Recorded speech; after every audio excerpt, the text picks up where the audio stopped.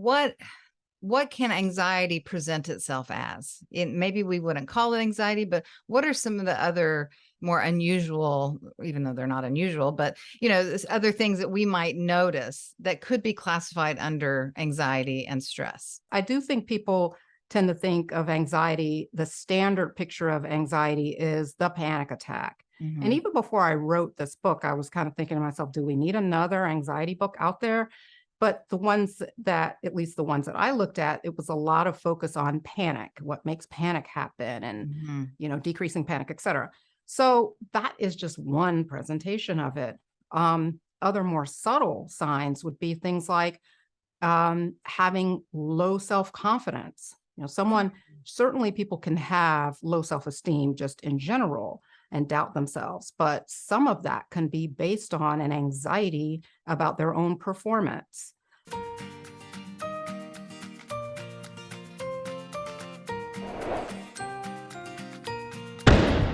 Welcome back, everyone. This is the Modern Sage podcast, and I'm Leah Guy, your host. As always, I'm so happy that you're here. This is a place where you can come to be informed and inspired about how to live a life that you love. And today's topic, I think, will hit home for everyone listening. I don't know anyone without some level of anxiety. So today we're talking with Dr. Tracey Marks. Before I introduce her officially, let me just remind you that you can watch these interviews on YouTube, which is youtube.com/Leah Guy. And if you follow me on social media, Instagram, Leah Guy Live, Facebook, Leah Guy Live, and newly on TikTok, you can also see the promos and snippets and maybe just get little sound bites that you need to get you through the day. So we appreciate you leaving a review, sharing it with your friends, and most of all, just coming and opening your heart and your mind to see how you might feel inspired today with our special guest. Now, Dr. Tracey Marks, she is a forensic psychiatrist and she's been in practice for over 20 years.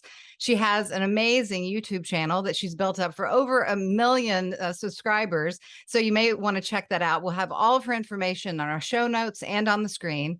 And Dr. Marks's passion is in destigmatizing mental health and allowing everyone to not only get informed, but to get the access to help that they need. And her latest book, as she says, is her finest work. And I would agree. I was just captivated with this book.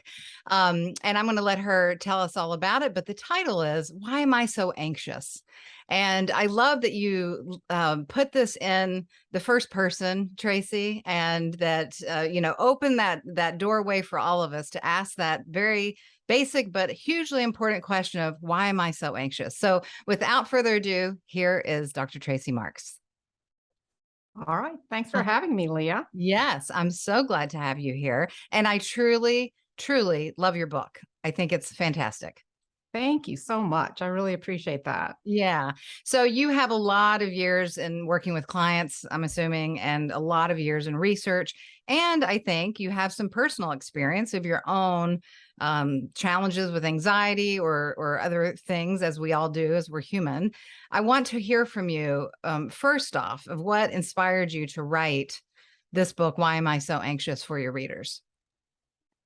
Well, I think the best way to kind of get at the bigger picture of what prompted me to write this, other than just someone, my publisher approached me about Yeah. writing a book, was I had already decided with my YouTube channel, or after producing video content for a couple of years, that I wanted to have information in writing, because I'd get a lot of comments of people saying things like, do you have anything written down? I take notes while I'm listening, but I'd really like to have something written. And I thought, that's probably a good idea. So I started with bipolar disorder and produced a guide for that, which was more of a collection of the bipolar videos. Mm. This, on the other hand, anxiety actually was going to be my next project.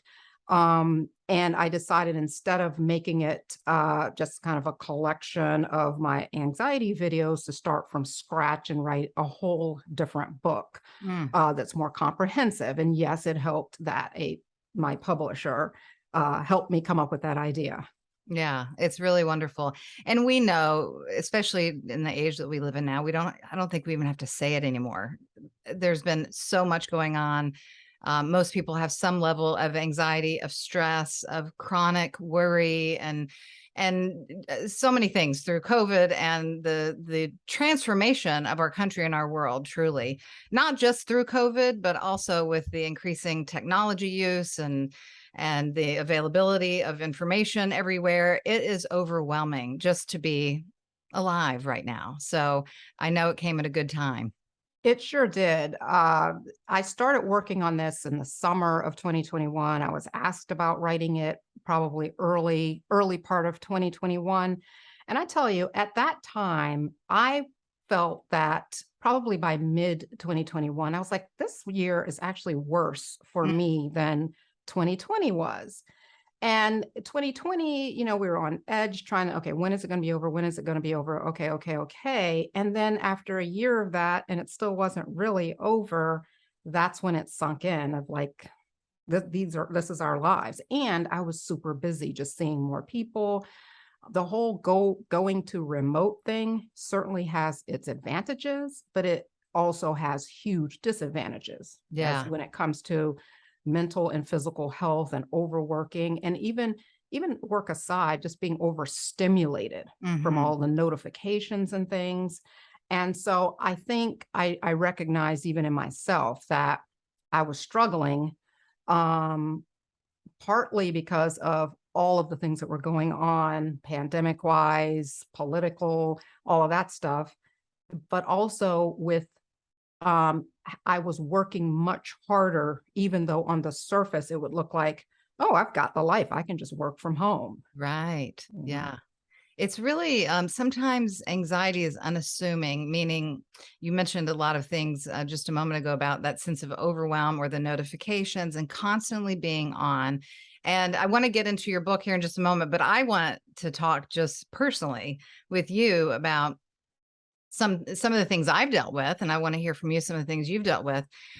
Um, I had a period of my life when I was so anxious, I couldn't get on the highway and drive, or full blown panic attacks. And then, that was a period. And then it's very easy, I think, for us to believe that, oh, I don't have anxiety if I'm not having a panic attack, or if I'm not short of breath and shaking, or, some of these more blatant symptoms.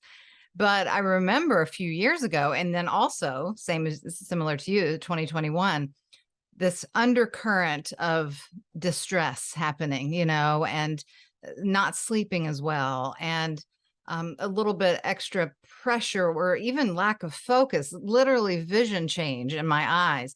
And I stopped and I thought, is this anxiety? Is this anxiety again? Not that I'm having the full blown panic, but this just undercurrent that's kind of present every day. I think a lot of people don't recognize that as anxiety or that kind of stress. What about for you? I know you said it was harder for you than in 2020 and maybe before. What were some of your anxious feelings going on? I think it was more of a subtle irritation and feeling really wound up at the end of the day. And then that triggering or prompting me to want to have a glass of wine, Mhm. which I love red wine. But before 2020, I maybe had a glass of wine a couple of times a week, could go a week without having any. Mhm. And it just became this kind of daily routine of sitting at my computer working all day. And then toward the end of the day, feeling just tight, and tense, and just feeling like I need to take the edge off. And the wine helped take the edge off. And it's not like I would consciously say, I feel tense. I'm going to have a glass of wine to relax myself. I was just doing it. I was Right. going through that cycle, and looked retrospectively and saw I am using wine. I'm over consuming wine to calm myself. Mm. Yeah, that's good insight. And I loved in your book how you share personally some of the things that, going to the airport and getting ready for this or checking the doors and so forth. And it's very relatable. And again, I think a lot of people, especially, clients that I work with and so forth, a lot of people feel stuck, or they feel this just kind of general malaise or something they can't necessarily identify, but they know they don't feel great, or they don't feel good and clear and free. And so I'd love for us to talk a little bit, and you talk about in your book, but a little bit about what can anxiety present itself as? Maybe we wouldn't call it anxiety, but what are some of the other more unusual, even though they're not unusual, but other things that we might notice that could be classified under anxiety and stress? Sure. That's a great question. I'm glad you went back to that because I do think people tend to think of anxiety, the standard picture of anxiety is the panic attack. And Mhm. even before I wrote this book, I was kind of thinking to myself, do we need another anxiety book out there? But the ones that, at least the ones that I looked at, it was a lot of focus on panic, what makes panic happen and, Mhm. decreasing panic, et cetera. So that is just one presentation of it. Other more subtle signs would be things like having low self-confidence. Someone, certainly people can have low self-esteem just in general and doubt themselves, but some of that can be based on an anxiety about their own performance or their own competence. And so they find themselves not wanting to speak up, being, not having very much confidence around people. Irritability is another one of those where the anxiety can turn um, angry, or turn very negative and make people very snappy and things. I was talking to a patient about that not too long ago, and he said, "So you're calling that anxiety? I never thought of it as anxiety." But this person had a lot of fears and apprehensions about things, Mm. particularly around when in relating and talking to people, like worrying about what this person's thinking and all this. And all of that just kind of built up to, at the end of the day, just being annoyed all the time. Mhm. And then one more, it would be being tired, physically tired all the time. Now, Mm. certainly that can be a product of depression, Mhm. but it can also be a product of being very tense and uptight and wound up. And that takes a lot of mental and physical energy, as I know you know about doing energy work. Mhm. But also the tensing of the muscles and things can make you physically tired, even if all you did, so to speak, is sit at a desk all day. Right. Why should I be tired? I just sat. Yeah. But that's in sitting, worrying, fretting, ruminating. It's exhausting. Yeah. I'm glad you said that. I'm always reminded when I sit in meditation and when I lead meditations, I have to consciously say or think, if I'm doing it to myself, to relax my elbows and hands. And I never would have said to someone, I feel tense or like I want to grab something. But when I check in, in a deeper way, I recognize I'm locked up. My elbows are locked up or my wrist or something. And when we release that, it's a completely different sensation in the body. And Mhm. again, would I say I was feeling anxious? It wasn't even in my conscious awareness. I was just busy doing my day. And then I sit in meditation. I'm like, wow, I'm holding myself. And at night too, it's during sleep time. I'm sure a lot of people are similar.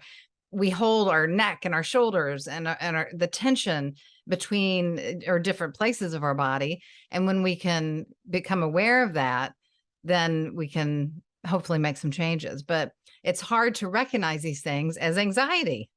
It is. And I noticed myself doing that as well with the clenching of hands. And I could be lying in bed thinking, okay, I'm getting ready to fall asleep, but my hands are clenched. And then Mm. I have to say out loud or say to myself, open up your hands. And what made me even pay attention to that, because I hadn't before, was having a baby Mm. and, and seeing them ready to eat or nurse. And they've got these little Yeah. fists that are so cute and tiny. But anyway, and then as you feed them, they relax and then the hands open. And I thought, oh my goodness, I Wow. do the same thing. I thought, oh, that's so cute. It's just a little baby. But I was doing the same thing. And so Yeah. yeah, it's just tension. Yeah. So for anyone listening, I think, one we haven't even talked about how to remedy the anxiety and stress and so forth, but I think just becoming more aware of what's going on in your body while you're sitting at your desk, while you're laying in your bed, while you're watching TV, what are the patterns? And then we develop these patterns that just kind of become the way we do things. And it to me, when I think of it energetically, it kind of traps that emotion and that stress or the fear in our bodies and in our imprints kind of thing. So your book is full of not just about what anxiety is, but also solutions to help remedy the anxiety. And for everyone listening, this is one of my favorite things about your book, because as a psychiatrist, you really do an excellent job. And I feel like it's very thorough, with the breath work, with the mindfulness, with the behavioral techniques. It's so common for people, I think, who see therapists that just kind of get more of a baseline, streamlined medical suggestions about what to do. And I'm so grateful that you listed essential oils, all kinds of things that are in the book. And I can tell that you just didn't list them. You have practiced them, you know about them, and you integrate them into your own life. So I want to go through some of that for our listeners, but I want to hear from you first. What are some of your favorite go-to techniques when you're feeling stressed, or maybe beyond stress, into that anxiety space? What do you do? Sure. So if I have access to it, of course, my favorite is essential oils. I love essential oils. I was an essential oil freak for a while. I mean, I even did a training on it, and I was going to practice it in my office, and I just didn't. Oh, I never wow. got the certification, but I was like, what am I doing? I'm doing too much here. But so I like using like my personal inhalers, or diffusing it in my room that I'm in. I had a rock here that I had dripped some mandarin oil on. I don't have it on my desk, but anyway, I love essential oils. And then I also put an oil on my chest at night. So aside from that, and that's not always easily available to me, I like to use humming.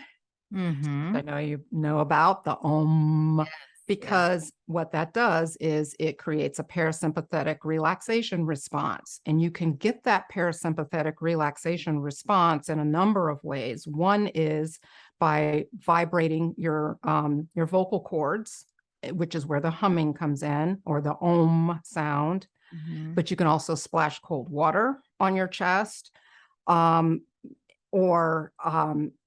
put sometimes I'll put an ice pack on my back of my neck. Those are some quick things. There's no way I'm going to take a cold shower. Yeah. That's not happening. That's too It's a painful. good idea, but it's not going to happen. No, it's not happening. And then the last thing that I do, probably, there's, I would say the next in line. Sometimes I do deep breathing. And I had to do that not too long ago when I was testifying in a trial, and my heart was like beating out of my chest. And my mouth is dry, and I have got to calm down so I don't look like a fool up here. But the other thing is getting into a mindful state, because I really have a problem not being mindful, of always multitasking, either physically doing two things at the same time, or mentally. So I could go to, let's say, my son's orchestra performance, and instead of immersing myself in the moment, I'm thinking about what a couple of things I didn't do before I left the house, an email or text I need to return, or something like that.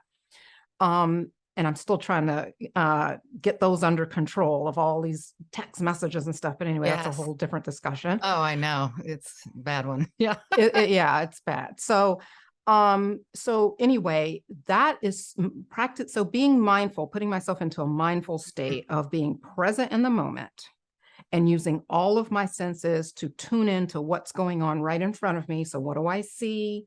What do I hear? What's the temperature of the room? What do I smell? Anything? Like, what's actually going on? And continue to do it as if I were trying to make a movie of this scene for someone else to see, and have just that much rich detail.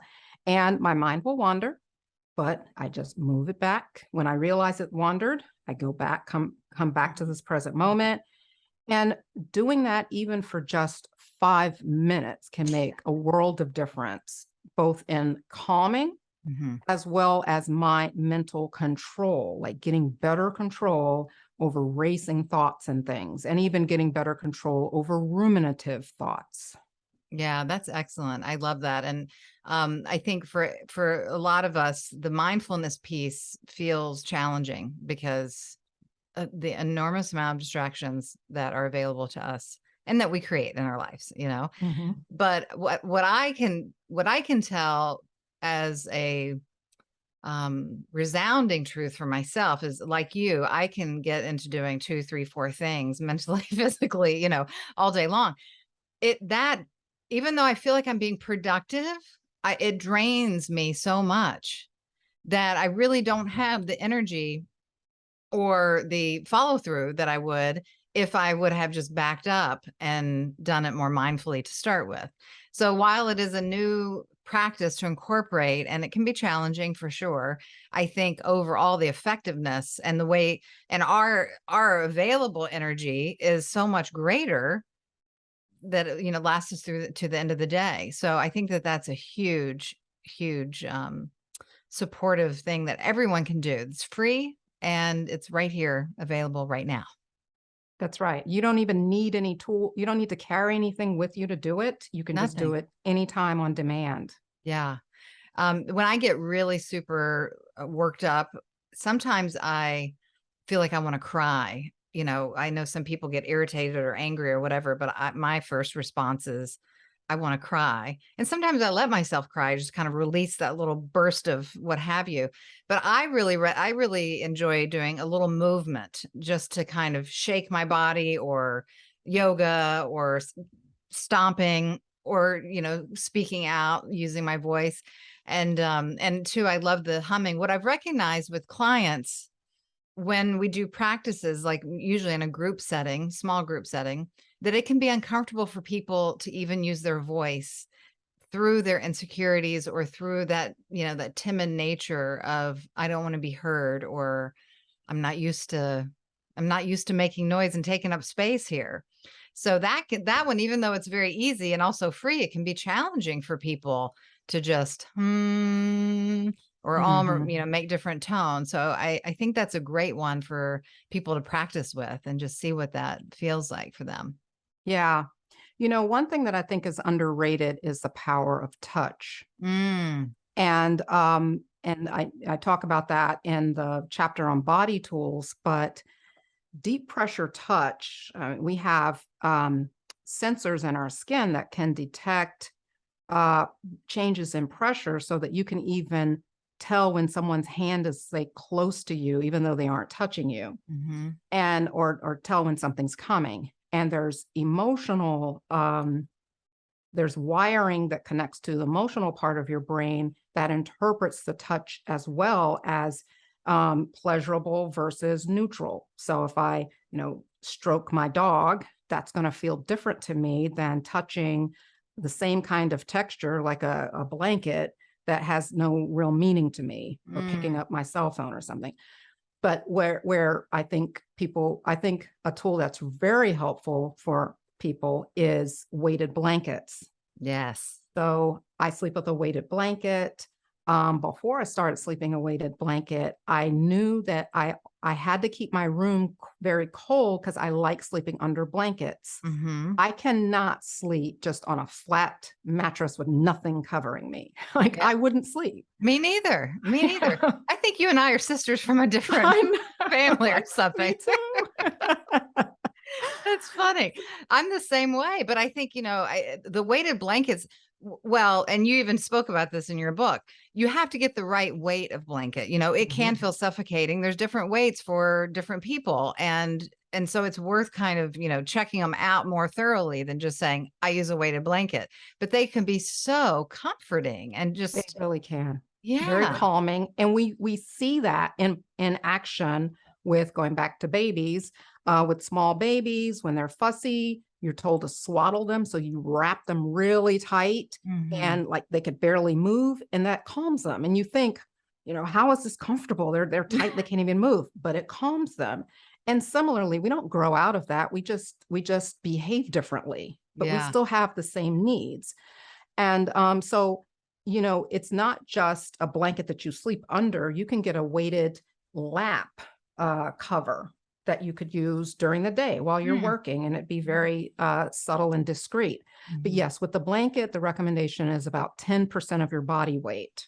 So if it's too heavy, yes, it can feel suffocating or it's just uncomfortable. But yeah, about 10%. Yeah, that's great. So many good tips in your book. So let's back up and talk about why are we so anxious? And I know you know so much about this, and we only have limited time, but I'd love to hear from you the nuggets for people who are struggling, thinking something is wrong with them, thinking that they're never going to feel free, thinking that they're, that they have this disease or disorder that they can't recover from. Can you tell us, why are we so anxious? And is it a disorder for all of us, or as debilitating as it feels sometimes? Or, well, I know the answer, that there is hope, but I want you to tell us. Yeah, okay, let me say it. Yeah. Okay. So yes, anxiety is an emotion that can be protective for us as far as having a fear response. That's our instinctual reaction to threats. And so we're supposed to be afraid of certain things. If a bear breaks through my window, I should be afraid. But there are people for whom they can have a similar reaction as if a bear were coming through their home, even though there's nothing triggering that. Yeah. They just can wake up feeling very similar and very afraid all the time. So given that part of anxiety is a fear response that can be a natural, expected response, a certain amount of anxiety, so to speak, is normal. And normal and reactionary. So I mentioned my heart pounding when I was giving testimony as an expert witness. That's a stressful situation to be on the stand and someone asking you questions. So, it's natural and normal for me to feel anxious about that. Now, where it goes from being a normal response to more pathological and problematic is if, say, I didn't sleep for a couple of nights anticipating how horrible this is going to be. They're going to make me look like a fool, and I'm never going to recover from this. And then after the experience is over, I'm still hardly eating or stress eating or binge drinking or whatever to just cope with that experience. And a week later, I'm still suffering from it. Like that's a more what we call protracted or extensive response that's more abnormal, if you will. People can have, so in that scenario, I felt anxious on the stand, not because of a disorder, but because of a normal response. So we can have situational anxiety that comes and goes and passes, and that you adapt to without having a disorder. And kind of the key here is that you can adapt and cope with it. When you have trouble coping with some of these stressful situations, such that it impacts your sleep, your appetite, the way you get along with people, your thinking, you wake up in the morning so frazzled you can barely get your work done. That's when it becomes more of a problem that may be a disorder, or it may be that you're just having trouble in a temporary bad patch right now. And I usually tell my patients who struggle with anxiety as a disorder, like say generalized anxiety disorder, which is someone who tends to worry about any and everything. You may have physical symptoms. You may not have physical symptoms. A lot of times, a lot of it is in your mind and worrying and fretting and things. That the expectation in that scenario is that you will never become anxiety free. Why? Because anxiety is still a normal emotion and reaction to things. But that instead, it kind of just comes and goes and ebbs and flows. And so there can be periods of your life where you're having trouble managing it with your own coping mechanisms and internal reserves.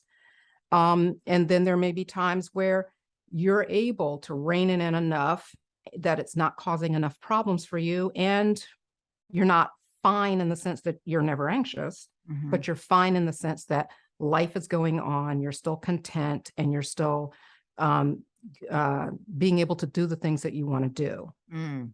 Okay, that's a good differentiation. So thank you for saying that. There's so many questions and thoughts and things I want to say to you about all this. For the mental kind of anxiety that's wrapped around worry and or um, obsessive thinking, or this chronic kind of like waking up and thinking the bad things are going to happen. I know as a psychiatrist, I'm sure, and I saw in your book, there are recommendations for supportive drugs and or antidepressants, or I'm not sure what the correct classification is to name those. And then there's also, as you highlight in the book, variety of other natural ways. People often ask me, do you think it's bad to take medication? Should I go on an antidepressant? Should I go on the benzo or what have you? And my response is usually, I think all medication has its place and can be very helpful.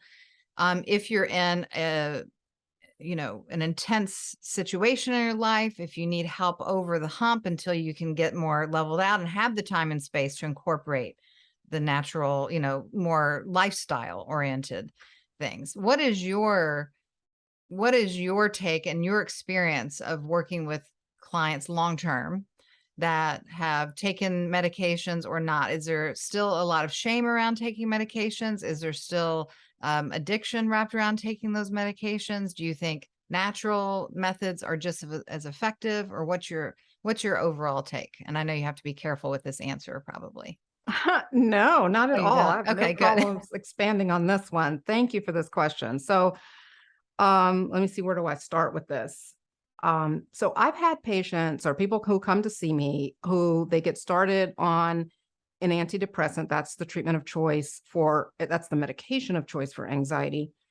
And will say afterwards, I should have done this 10 years ago. My life is so much better now. And in what the medication does is it turns down that dial. So as I said, that anxiety can ebb and flow, come and go. Mhm. Instead of when the tide is in, of the anxiety being way high and unmanageable, is not as high and it's manageable. And Mhm. then it goes away for a while until it comes back again, but it's still manageable. So that's what a lot of people's life can look like on medication for it. Unfortunately, the medications have a lot of side effects. Mhm. There are some people who can breeze through those side effects or don't even experience them. And I'm talking about things like, I'm talking about more nuisance stuff like weight gain Mhm. or sexual side effects. Those are usually deal breakers. Usually the sexual side effects are deal breakers for the men, and the women is weight. Mm. And um, so that will keep a lot of people from taking them. But there will be people who their lives are changed so much that they'll deal with side effects. The benzodiazepine medications that you hear about, like Klonopin, Xanax, Ativan, those are medicines that we can use to temporarily treat anxiety because they work very quickly, kind of similar to drinking alcohol, because they work in the same place in the brain. So you take it and it's, you feel better, but they're habit forming. So they're not great to use on a long-term basis. Mhm. What I like to talk to patients about is if by the time they come to see me, usually they can't take it anymore. Like they may be getting ready to get fired from a job, or they can't think at all. They're just at their wits' end. They feel horrible, and they don't want to wait a couple of weeks while they work on mindfulness and Right. do all these things. So they need an immediate fix. And actually, if someone is in just over the top distress, like having multiple panic attacks a day and things like that, or waking up in the morning throwing up or hardly sleeping, they're not going to be able to do very well learning or establishing some good coping mechanisms. Right. So for that person, giving them something that turns down the dial and clears the smoke, that can then allow them to establish some coping mechanisms, exercises, tools to manage their anxiety so that they can get off medication and manage their anxiety with what they've got or what they've learned to do. In the long term, cognitive behavior therapy is seen to be a better long-term solution than medication. Okay. Especially when you look at cognitive therapy of changing your thought processes. So someone, say, with social anxiety who gets to the point where they avoid giving presentations at work or speaking in front of people or going to socials for work, and now their job is on the line because they can't avoid that stuff anymore. Those people, that person may struggle with often with social anxiety, it has to do with making assumptions about what other people are thinking about them. Right. So, and that's hard to get past. Like intellectually, you can know that I don't know what this person is thinking. And yes, I'm mind reading, but it still feels so real that you're going to look like a fool. Everybody had to notice this thing, whatever it is. Right. And so learning how to challenge those thoughts and to not have those thoughts, or you can still have them, but not respond to them. Like you can still push through them, live with them, and move through it. If you can get to that point, that is the treatment. And that's what you can take with you on or off medication to manage that kind of anxiety. Yeah. It's such a unique experience, anxiety is. And well, first of all, I just want to pause here and just say to the listeners that even if you still feel that old challenge of something's wrong with me, or I am weak because I have anxiety, or, I'm disabled somehow, or have any amount of shame about it.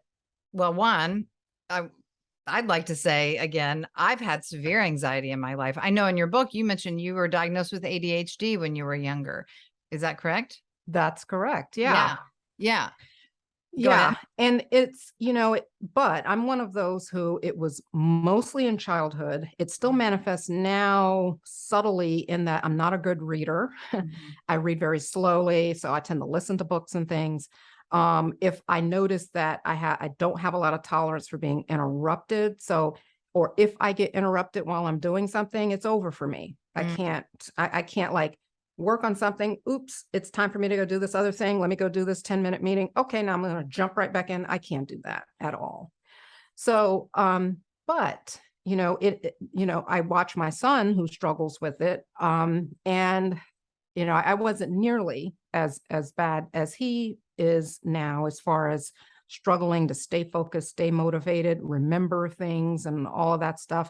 And that gives him a lot of anxiety as a result of that. But to your point, though, I did want to say this about feeling normal or something wrong with you. So the anxiety disorder, there's normal reactionary anxiety that I mentioned. There's anxiety that comes from being in stressful situations, yet like pandemic, war, mass shootings, that kind of stuff, and feeling on edge and worried a lot and uneasy.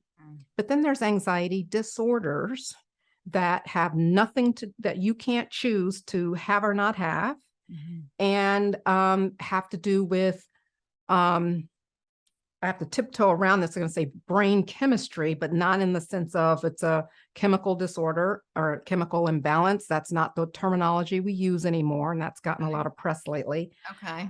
But still, your wiring is different when you have an anxiety disorder, depression, any of those. Your wiring is different. Temperaments can cause people to have anxiety later on. So having an anxious temperament, one where you can't tolerate uncertainty very much. People are hardwired to be that way, and they can't help it. You can't help it in the sense of it's not your fault, and it's not a failing on your part, but you can help it in Help the it. sense that you Yes. can change the way you react. Yes. Yes. Thank you so much for saying that. And that is powerful and empowering for people to remember. And when we're feeling out of control or we're taken over by these anxious thoughts and feelings, it can be very hard to remember in that moment that we can do something, but there's a lot of things that we can do.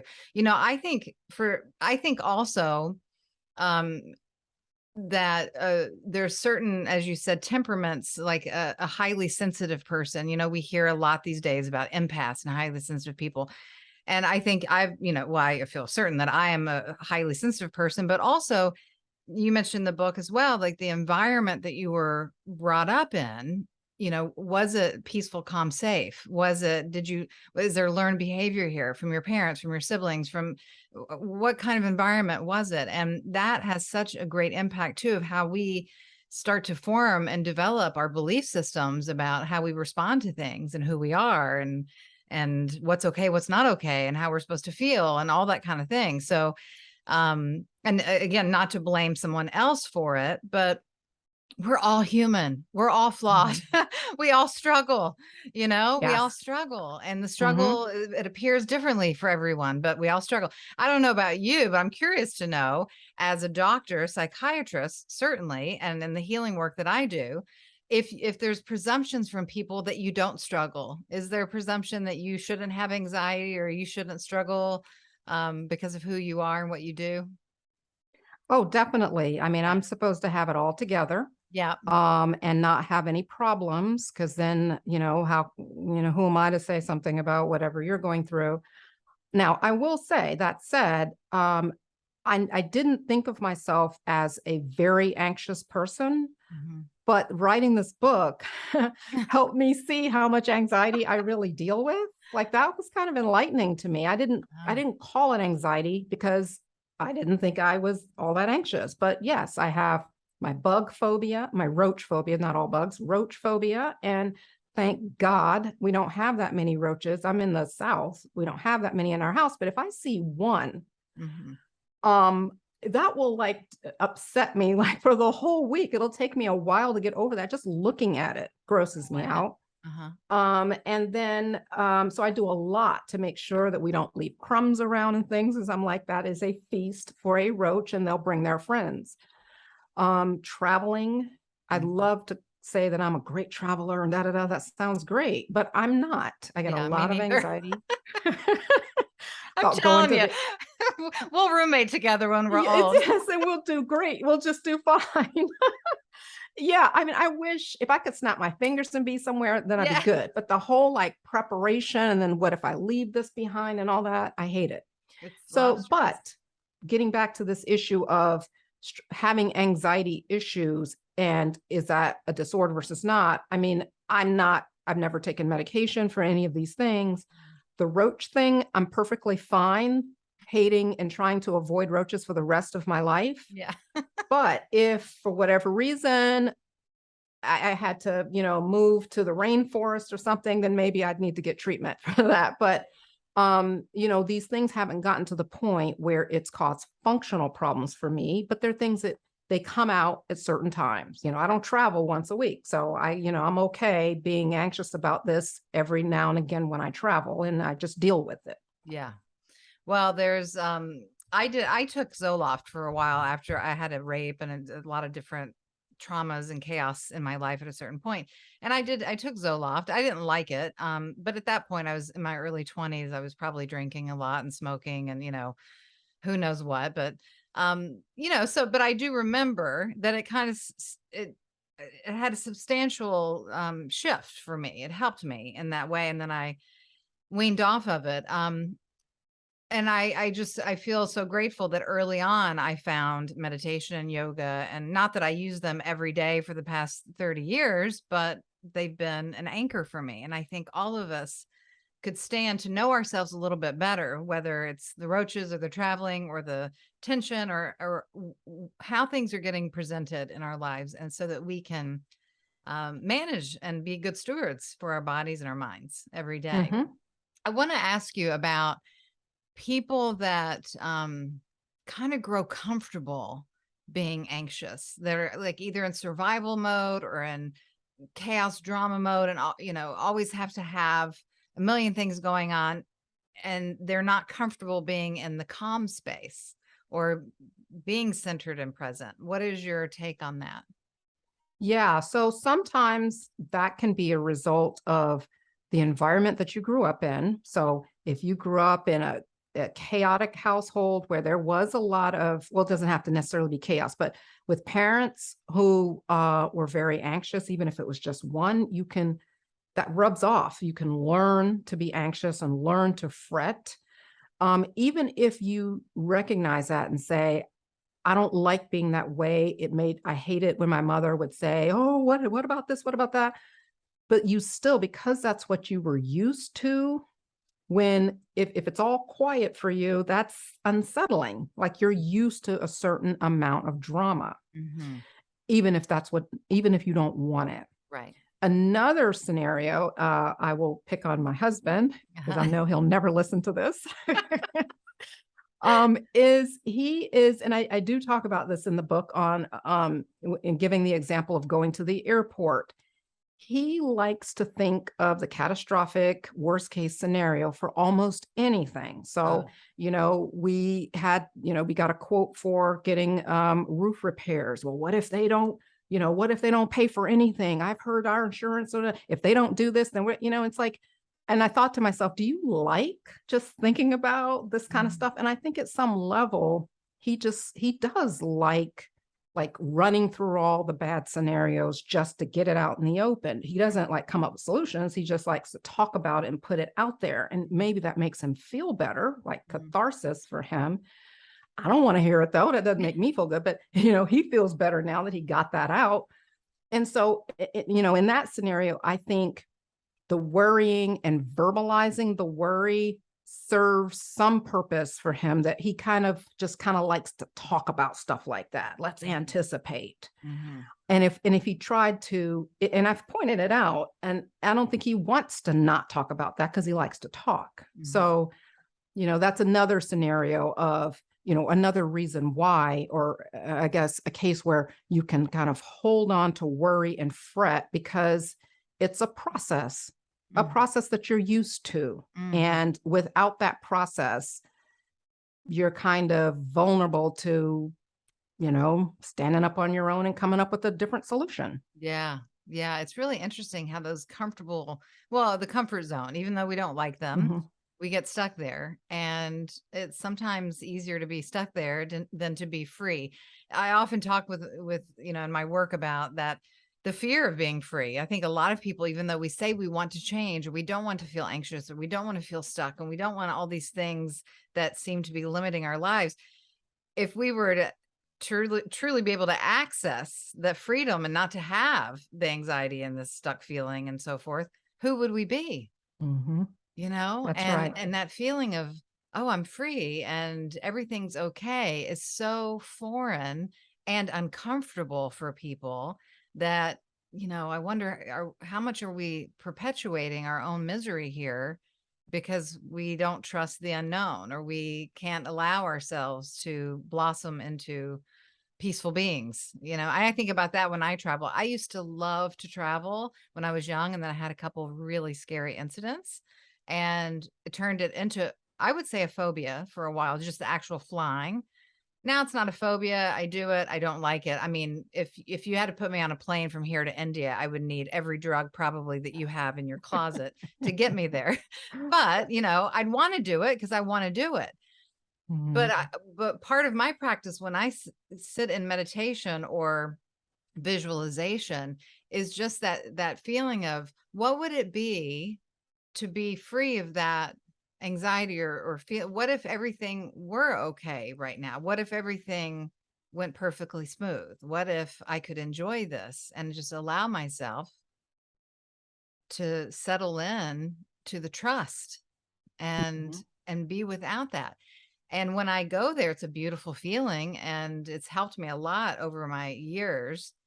But there's that little part of the back of my brain that says, well, you can't do that. Or, you're abandoning your family, or you're abandoning the old processes. You're abandoning the comfort of the frenetic, crazy feeling and thinking. And it's really interesting. It's really interesting what goes on in our mind in those times. Yeah, it really is.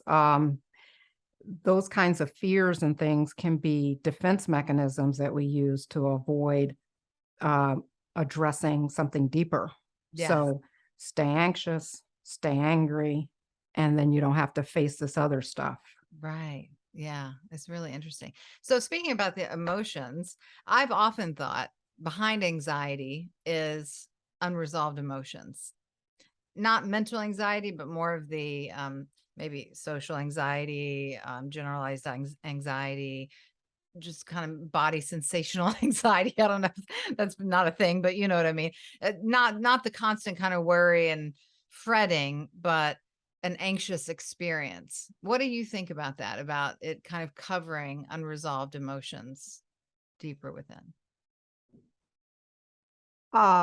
So I do agree with that. I think that I do, in psychiatry, we call it, or psychology even, we call it somaticizing. So it's really having emotions show up in physical ways. Right. So, I'm worried or anxious, I can have headaches. Hmm. Not just from just tension headache, but just, you can develop headaches. The stomach stuff, all the gastrointestinal things tend to be very classic ways that people can show or manifest their anxiety. One that's a little more odd, because you could probably, put two and two together and say, okay, I have a nervous stomach, I can't eat right now. But a more odder presentation is a lump in your throat. Mm. Feeling, having it. I mean, that's even had made some people very fearful that they've, got some kind of throat cancer or something. What's wrong with them? They can't swallow, or it feels like they can't swallow. And then when they calm down, it just kind of goes away. So, our mind and our body is so interconnected. And it's fascinating how the mind controls everything. And you can think something and think, okay, I'm not going to say it out loud. I'm not going to speak it into the universe, but I'm just going to secretly think it. Hmm. But your body still reacts because Yeah. it knows. Yeah. Well, maybe in that way, your husband's smart. He's just saying all the bad stuff that he feels and get that shit out of him. It's Yeah, like, what if this happens? What if this happens? right. But Whereas I'm sitting over here brooding and he's getting it out. yeah. So sometimes I like to ask my guests random kind of personal questions. And the one I'd like to ask for you is, I know you love what you do, and I think it's very meaningful and powerful for your work and just who you are. But if you weren't a psychiatrist, what would you be?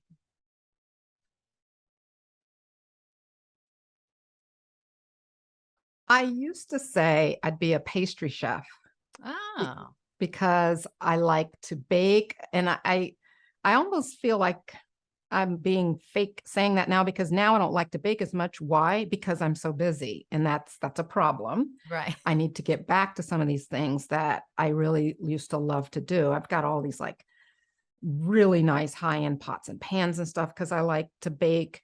But at any rate, yeah, I would a pastry chef and bake all of these nice, beautiful, very tasty concoctions. Do you like it because of the creative part of it, or because of people Y- enjoying the sweets of it, or what is it? Uh, the creative part of it. Mm. So I like fine-tuning recipes to make it even better, to have a better texture, or to have it, to have the taste last longer. I mean, all of these like um, subtle features I really get into. Oh, wow. Well, similarly with the essential oils, you like blending the oils and doing all that as well, right? That's right. So maybe that was my substitute. Yeah. I got away from baking and started making things. So yeah, I was the potions master in my house. Someone's got the sniffles. Oh, let me go pull out my stuff and, make something for them to inhale Yeah. or rub on their body. So it sounds like you have a natural kind of inclination towards the senses, using your senses as a way of connecting, relief, what have you. Is that right? Yeah, I would say so. Yeah. I would say so. I could tell, going back to the sweets for a minute, cookies. I could tell if I'm gonna like something just by looking at it. I can tell what the texture is Mm. and whether or not it's gonna be something I'm gonna like. And so, yeah, I'm very much into the senses, I guess, especially textures. Yeah. Well, speaking of that, before we go today, I want to talk briefly about one of the important things that I think is highly important in dealing with anxiety and feeling safe in ourselves and our world. And that is grounding and feeling connected. To me, connection is one of the most basic, but most powerful things we can do to ease and feel safe within ourselves. So why don't you tell us a little bit? I know you wrote about grounding and so forth in your book, but how do you use it, or what do you suggest for people when they're feeling anxious in the sense of getting connected and or grounding? Yes. Okay. So there's lots of ways that you could practice grounding, which is it kind of is an application of mindfulness because you are focusing in on something in the present moment instead of fretting about something in the future or being afraid or getting or kind of bringing yourself back to the moment. So it's good for people who have dissociative experiences where you feel kind of separated from yourself or have this out of body experience or your world doesn't seem real, things like that. That's a more extreme presentation of anxiety and how grounding can help with that. Mhm. But even short of all of that, having moments of maybe having intense distress or just fretting and things or feeling very upset, grounding is a very good way to kind of bring yourself back to feeling centered. So, one of the ways, speaking of senses, you could do that is to use your senses. So you think of, you'll say like 5 things that you can see in the room. So wherever you are, you could be in your car, you could be outside walking, whatever it is, but 5 things that you can see, 4 things that you can hear, 3 things that you can smell, 2 things that you can feel. And then the one thing could be something that you taste, or it could be one good thing about you, is what Mm. people will substitute that for. But another thing is like mental exercises. I'll give you one more. So a mental exercise for grounding is going through the alphabet and naming countries or cities. So you would say out loud, or you could just say it to yourself, A is for Afghanistan, B is for Bosnia, C is for Colombia, whatever you choose, whether it be a country or state or city. And what that does, again, is take you out of the world of craziness, so to speak, of whatever's going on around you, because generally in that state, you're focused on one of 2 things: the external world and fears, or thoughts and fears about things that still are usually future based. Mhm. So this mental exercise just kind of shuts all that up and gets you focused on this neutral thing. And that's kind of the key with these grounding and mindfulness too, is that you're focusing on neutral things. Mm. Um, so yes, there's lots of other ones too. Colors, one more color, pick one color and then name all the things in the room or in front of you that are that color. And Mhm. again, that kind of focuses you in on something neutral. The second part of what you were saying, what was it? Getting Something, connected. oh, Connection. connected, yes. I think there is nothing greater than relationships and connection. Yes. And because that's what you can take with you from place to place to place to place. Mhm. So, I look at my parents. My father has passed now, but they were both in their 80s. My mom's still alive. And because they built relationships with us and family was important, their careers were over. They retired probably in their 60s. And what did they have left at the end of the day? The relationships that they had with their kids and their friends. Mhm. Um, and so, you can't, and so for the person who says, well, I don't have a lot of friends, I'm not very social, So does that mean I'm just screwed? Mhm. No, because you don't have to have a million. You Mhm. just need to have one or two or more meaningful connections with something. It Mhm. could be your pet, Yes. even. Right. But you can love your pet just as strongly as you can love a human. I mean, I believe that, even though I have people in my life and a child and all that. Still, you can develop a love for a pet that is very strong and very nurturing for both of you, but it's nurturing to your soul Yeah. to love someone or something, Mm. and especially to have that love or affection reciprocated. And you can't buy that. You cannot. I'm so happy to hear you say this. Thank you. Because I think it is probably the number one thing that I hate to use the word should, but that we could focus on to strengthen those connections, and the connection to nature, the connection to our plants, the connection to, um, our art, our connection to so many things. But the most powerful, yes, the relationships. And it's a game changer, I think, and so often we kind of shy away from putting our energy there, or focusing on ourselves, or feeling alone, and we don't want to reach out and connect, because of the way that we feel. But the amount of people that I believe that are lonely in this world is phenomenal. And no, we can't solve loneliness, much like we can't solve hunger by just, well, here, go to this place or call this person.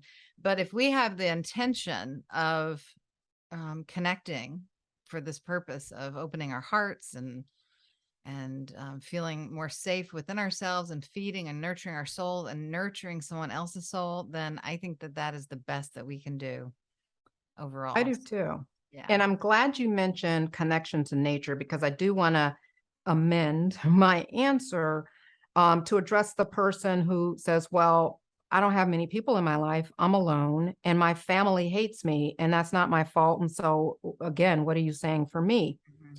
It's about connection in general. You could connect to a purpose, Mhm. a movement. Mhm. And if you feel, to get behind something that you think is important and it's meaningful to you, that's a substitute. I mean, that's a similar, you get a similar benefit from the relationships of just having a connection. So at its base, it's the connection. It's not so much who the people are or that it even be a person. Right. It's about feeling connected, because people who are disconnected can feel empty, purposeless, unimportant, and just kind of, uh, you know, just kind of feel like life is meaningless. Yeah. And so the connection cures that, or is the antidote for that. Yeah. That's beautiful. Tracey, I appreciate so much of your time, your information, your knowledge, how you share with people, how you reach out to people. I know I'm going to spend the rest of my night trying to come up with a name of a country or a city for the A to Z. That's what's going to get me through my evening. That's a challenge I'm going to take on. But for all of our listeners, Dr. Marks's information will be in our notes and also on the screen on YouTube, and we'll tag her on social media. And you can find her book, Why Am I So Anxious, anywhere books are sold. And I'm sure that there's audio version as well, correct? Oh, there is. There Yeah. is. I recorded it. Awesome. Yeah, that's great. Yeah. So you can find that anywhere that you buy books. I'd highly recommend, if you or anyone you know feels anxious or has suffered with anxiety disorders, or just situational, the up and down anxiety, the book is filled with information that is very helpful for all people to find balance in their life, and to create a little bit more harmony and ease throughout their days if you use the tools. But you got to use the tools. That's the That's thing. right. You got to use them. That takes effort. And one other plug I want to make, Yeah. though, is right now I'm on a mission sort of to get it in more libraries. Oh, okay. So there are several libraries that it's in, like New York Library, LA, I mean, a lot of the larger cities. and some places in the Midwest, none in Atlanta. So I'm working on that. I'm like, I'm a local author. It's not even in my library. But my point is that there's the physical book, the digital book, and the audio version. The digital and audio are available to libraries as well as the book. And so another thing someone could do if they didn't want to purchase it is to request it that their library purchase it.